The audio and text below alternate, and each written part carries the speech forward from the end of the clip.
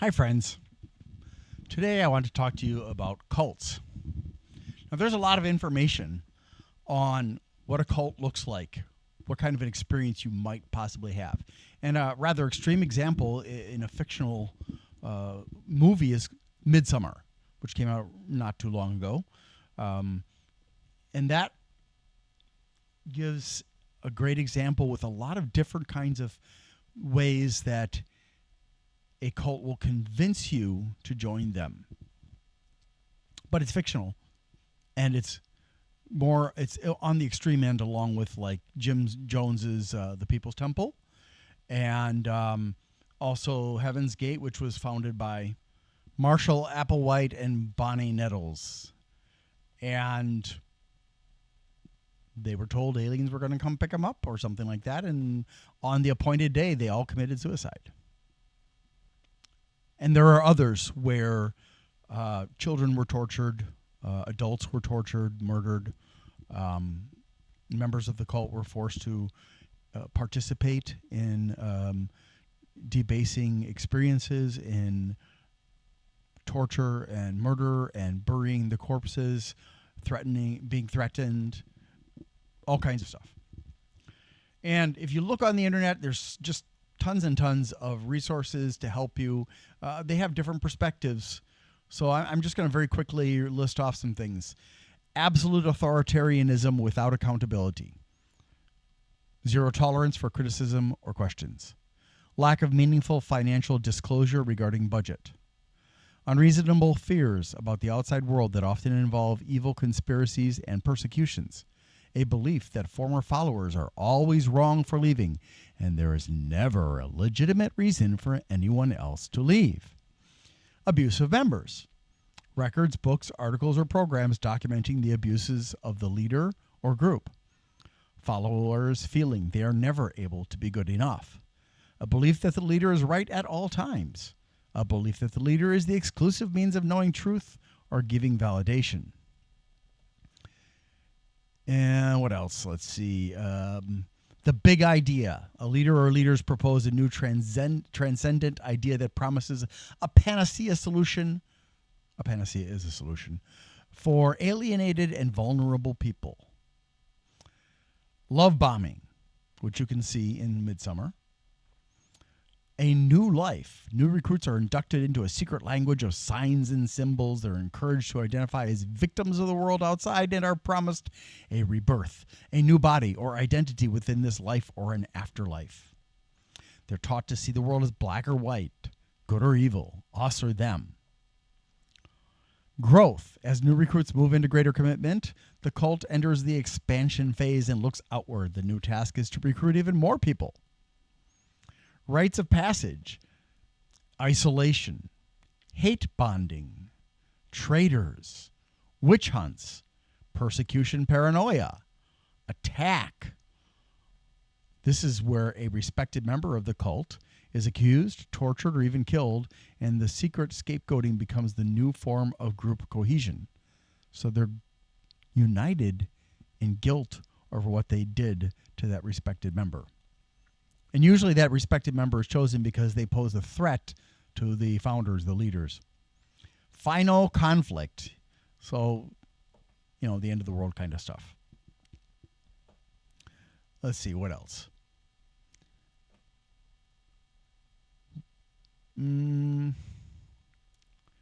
Undue influence. The group exerts excessive control over members' lives, dictating personal choices, relationships, and finances.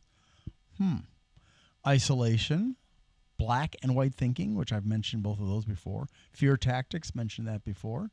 No room for questioning. I've mentioned those before. And here's a different take on the idea of devotion. Devotion to a leader or ideal or cause. Tendency to isolate members from outside influence narrative that positions group against outsiders. I mentioned those before. Black and white thinking, mentioned that before. No room for questions or discussion, mentioned that already. Under influence or excessive control of members' lives. I did mention that as well. Cults work by using a program that gradually and in a calculated way strips away the personal independence and freedom of thought. They build conformity, turning you much like if you watched Star Trek, the Borg. They turn you into people who are in lockstep with everybody else. And if you're not, but you want to be, and you feel like, I'm just not doing it right, I just got to pretend, I got to fake it till I make it. Because I want to have the same experience everybody else is happening. Look at her. She's so blissful. Look at him. He's so confident about his faith. Look at those people over there. They're loving on each other. I want that. So if you don't have it, you pretend you have it so people don't know. And you suffer on the inside.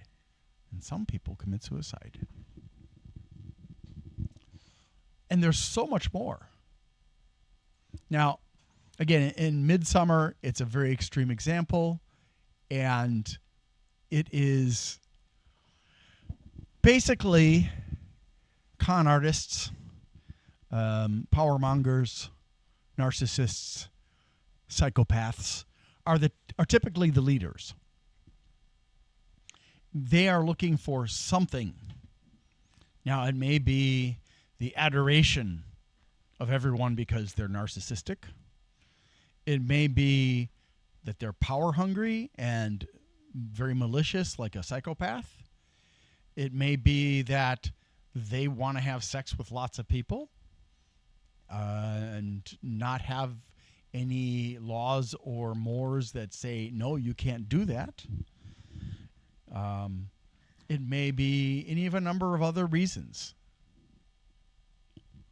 In some cases, what they're trying to do is usurp power from existing religions by making their own little flavor. So, lots of possibilities. I contend, and this is going to piss some people off, that Judeo-Christian Islamic beliefs, the sects, to one degree or another, many of them are cults.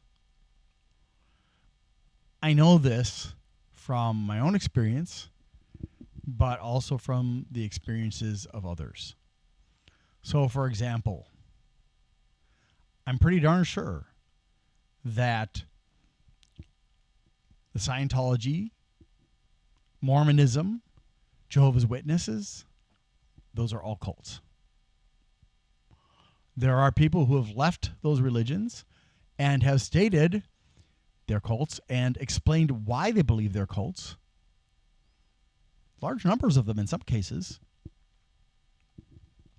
But I also believe that Christian nationalists and the hard right evangelicals are a cult. But in a more general sense, I also believe that this trinity of the Abrahamic religions are cults. Although some sects tone down the specific parts of the Torah, or which is the Old Testament in the Bible, or the New Testament maybe, or the Quran, Al-Quran. And I want to give you, I can't give you any for Islam right now, but I have seen fanatical Islam. I think we all have. And I think we can all agree that fanatical Islam is dangerous. But I submit that fanatical Christianity and fanatical Judaism is equally dangerous. All we have to do is look at Israel and how people like Netanyahu and his legion of goons has turned Israel into the new Nazi Germany. Just they don't call themselves Nazis, but they're behaving like Nazis. And as far as Christianity, I mean, there was the Westboro Church, which it kind of fell apart once the leader died, but they were definitely a cult. very much isolationist, very much us against them. They were the only ones who were true Christians. It was very messed up. And we can talk about the Branch Davidians, which is the type of Mormonism. I'm sorry, the Church of Latter-day Saints, because they don't like being called Mormons. But let's look at the Bible, because that's the easiest one for me. But if you look carefully at the Torah, the Talmud, the Al-Quran, and other religions, you will find examples in many other religions of this kind of talk that indicates that it is or was founded as a cult. So, on the one hand, we have quotes like Proverbs 25, verse 21. If your enemy is hungry, give him food to eat. If he is thirsty, give him water to drink. And then there's that famous one, if somebody hits your right cheek, offer them your left cheek. And the one where Jesus stops a group of people from stoning Mary the prostitute, saying, let he who is without sin cast the first stone. Now, apparently, the Christian nationalists and the fanatical Christians have totally forgotten these quotes. They're so afraid of losing power that they're going to force it on the rest of us and ignore the gentle side of Christianity, the side that I was taught when I was raised Christian. So let's look at Deuteronomy. So this applies to the Jews. 21, verses 18 to 21. If someone has a stubborn and rebellious son who does not obey his father and mother and will not listen to them when they discipline him, his father and mother shall take hold of him and bring him to the elders at the gate of his town. They shall, and this is the part that really bothers me. It's not even the last part, it's the next part. This son of ours is stubborn and rebellious. He will not obey us. He is a glutton and a drunkard. Now, do the previous verses say anything about him being a glutton or a drunkard? No, just that he's not obeying his parents and won't listen to them when they discipline him. So they've called him a glutton and drunkard. And as a consequence, then all the men of his town are to stone him to death. You must purge the evil from among you. All Israel will hear of it and be afraid. And there are other things in the Old Testament like that. The murdering of LGBTQ, the genocide of other peoples, except it's really only, in many cases, it was only the men that were to be murdered. They could take the women as wives and slaves. They could even take children as slaves and eventually wives. They could take their property. So yeah, there's a lot. One of the things that really, really, really pushed me away from Christianity is the Old Testament. And I personally do not believe that the Old Testament should be in the Bible. I personally believe it is a completely different religion. And I believe that is because, sorry about all the noise, that is because Jesus was usurping Judaism, or attempting to anyways. I think he may possibly have been a little bit deluded, but I'm not sure. Because, why else would you go and let yourself be punished by the Pharisees that you have been condemning for all those years? Why did you, only somebody delusional would do that. Because then you lose your control. So I personally believe that Jesus was just a man who had some mental health issues and was delusional and paid the price willingly. Although maybe at some point his religious fervor disappeared and he realized, oh, I'm just a man. But that aside, returning to Luke 14:25 and on. Great crowds were traveling with him, and he turned and addressed them And this is a very telling section of the Bible. If anyone comes to me without hating his father and mother, wife and children, brothers and sisters, and even his own life, he cannot be my disciple. That is very typical of a cult. Whoever does not carry his own cross and come after me cannot be my disciple. That seems to be related to guilting. Yeah. And then there's Luke 12. We'll start at 50. Let's see. 50 is, but I have a baptism to undergo, and what constraint I am under until it's completed. Do you think I came to bring peace on earth? No. I tell you, but division. From now on, there will be 5 in one family divided against each other, 3 against 2, and 2 against 3. They will be divided, father against son, and son against father, mother against daughter, and daughter against mother, mother-in-law against daughter-in-law, and daughter-in-law against mother-in-law. I think that's because in those days, the daughter-in-law would move in with her husband's family. So they don't mention son-in-laws. When you see, we do. And then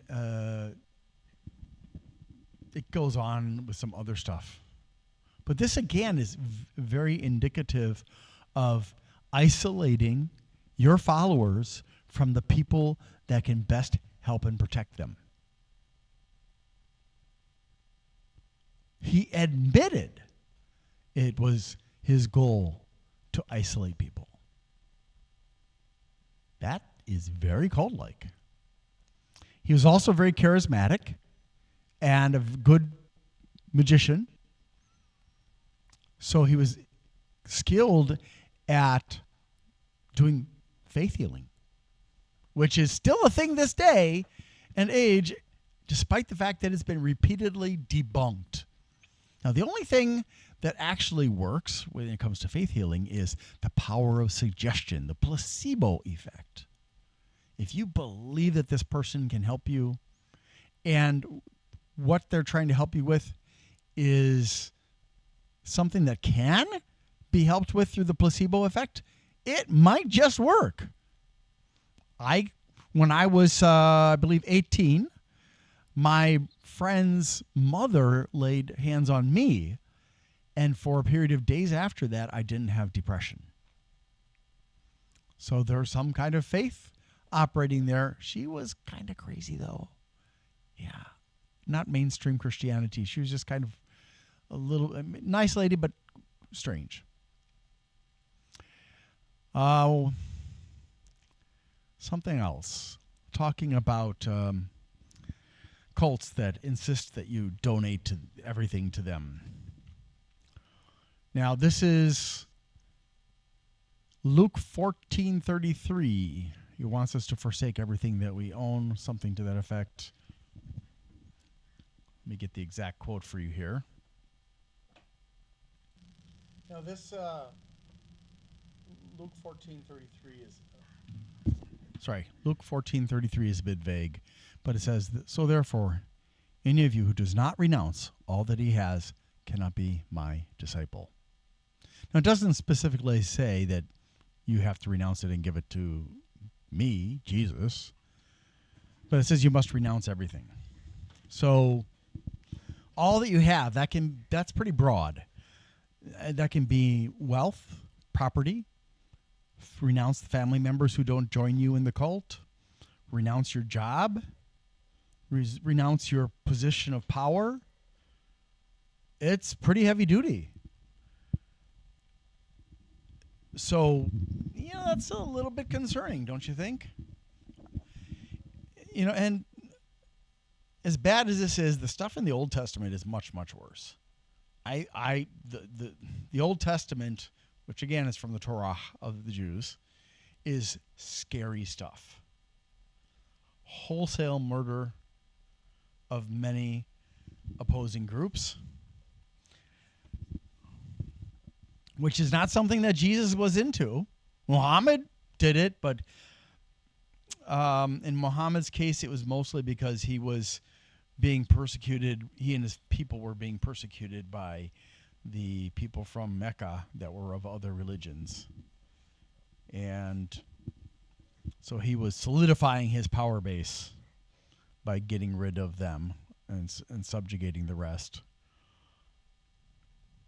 But again, I'm not saying that every sect of Christianity currently is the example or an example of a cult. What I am saying is that Christianity and Judaism and Islam have many similarities. Now, Judaism is so old that they don't know the origins. The scholars, I mean. Christianity, well, we know, and Islam we know, and Buddhism we know. Hinduism is even older than Judaism, and they don't know where the Vedas came from. But the Vedas are the base of Hinduism. And there are a bunch of other religions out there that are also very old, and some that are very, very new, like the nonsense from the Mormons that Joseph Smith, foisted on people, and then the Jehovah's Witnesses, and I think the Seventh-day Adventists, and the Scientologists, very clearly, false nonsense. So we can say this, or I can, because I'm sure that a lot of people are gnashing their teeth and trying to figure out a way to very unchristianly or murder me or defame me or whatever. Yeah. Good job. Go to hell. Not that I believe it, so I won't be there. Bye. Again, Christianity was created as a cult, as a rival faction to the Pharisees. And I believe that Christ was like Jim Jones. I believe that in the beginning he had good intentions, but he was mentally unstable and possibly a narcissist. Or he became, shall we say, seduced by all the attention, all the love and admiration. And then I believe he got into drugs. He also became very paranoid. And, when a religious leader that has as much power as he had over his people becomes paranoid, that is very, very dangerous. So if you're ever in a church where they're saying, it's end times or a temple or whatever, or these people are out to get us, you should be very careful. Don't speak to them about anything that might make us look bad. Don't hang out with them because they might be trying to trick you. Be very careful, because the chances are high that you are in a sect that is a cult. And I firmly, absolutely 100% believe that evangelical Christians of the Christian nationalist or militant Christian branches are not real Christians, and they don't necessarily even realize it because they're being brainwashed by their leaders. There's a point at which we go from using all of the New Testament and jump into something completely different that is the antithesis, the opposite of Christianity. And those people, now some of them are just dipping their big toe into it, and some of them are just jumping, doing a cannonball into it, diving into it, and wholeheartedly embracing the acceptance of people who are sinning as their leaders, people who are engaged in adultery, who are engaged in public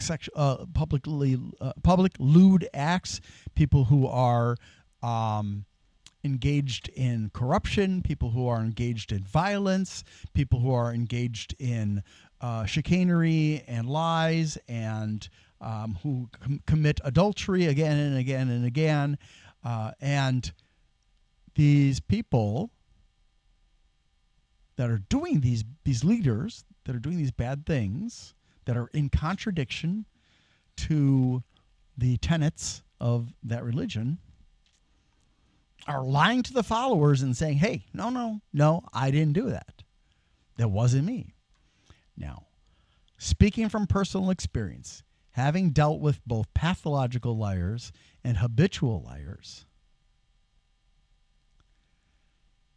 if somebody is very committed to never being caught and never being found guilty of under any jurisdiction, even just your parents,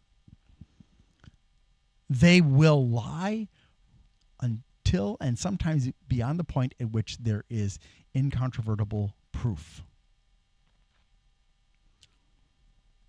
I have had that happen with people that I love. I don't want to say who, because that's not fair. Maybe they deserve it, maybe they don't, but it's extremely painful when you find out that somebody you love has betrayed you and then has the gall to just lie and lie and lie straight faced to you about what they did, even when the proof is right there. It's happened to me many times. As an honest person, it is extremely painful for me to have my trust betrayed by somebody I love.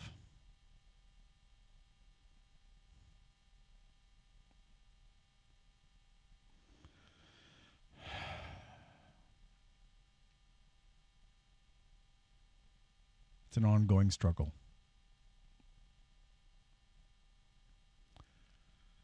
And I try to keep on loving them. And I keep on hoping for them to change and stop doing that. And I know part of it is my fault because I made mistakes that caused them to feel it's better to lie to Glenn than receive the results of what I did wrong.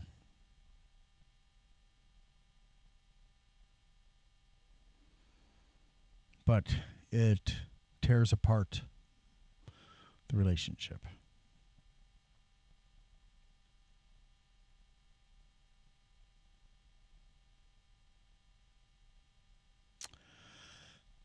And there are people in our society and in other societies who have learned the mantra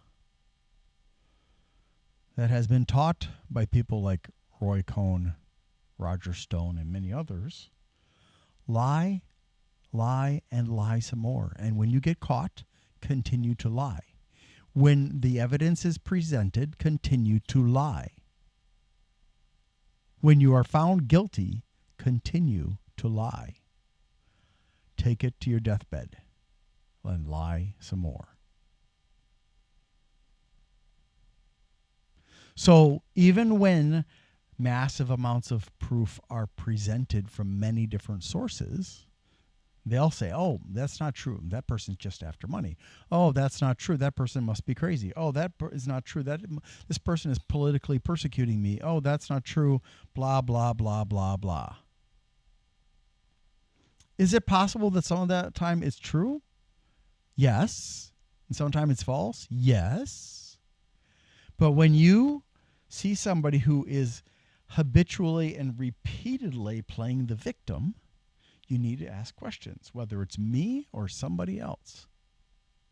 And I can tell you that if I tell you what Amazon did to me, I'm telling you the truth. But that doesn't mean that you necessarily should automatically take my word on it.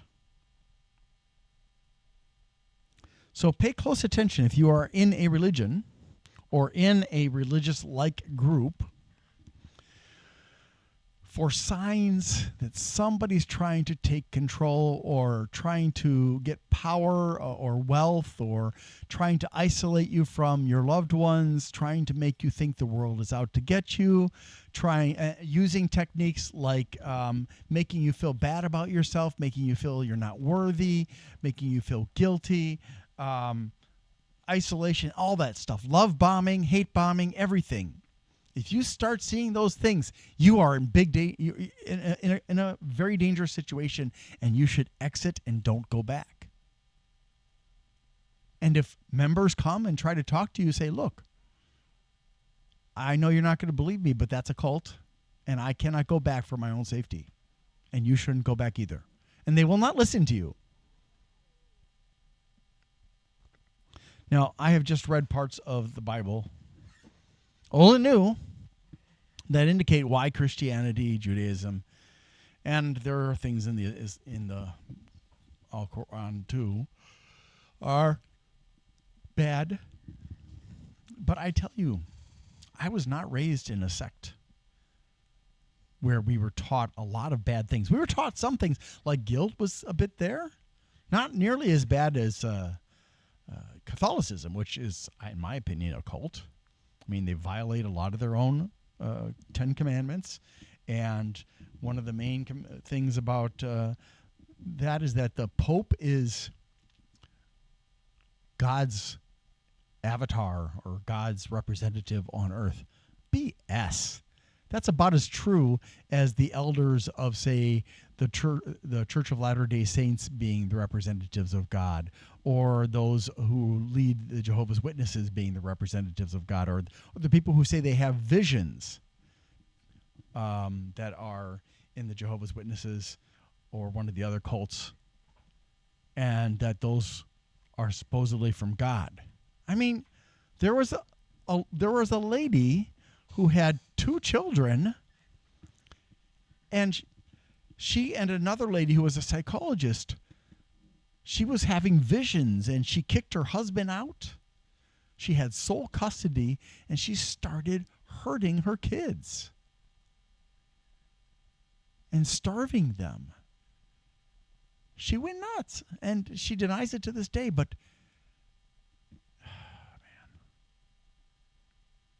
please be careful. Blind faith, blind trust is a very, very dangerous weapon. And it's what they want to get from you.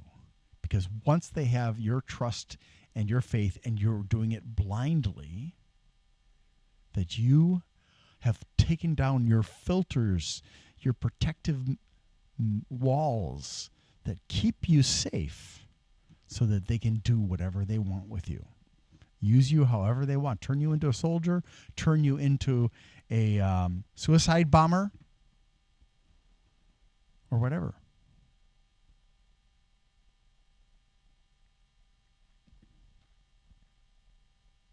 Please be safe.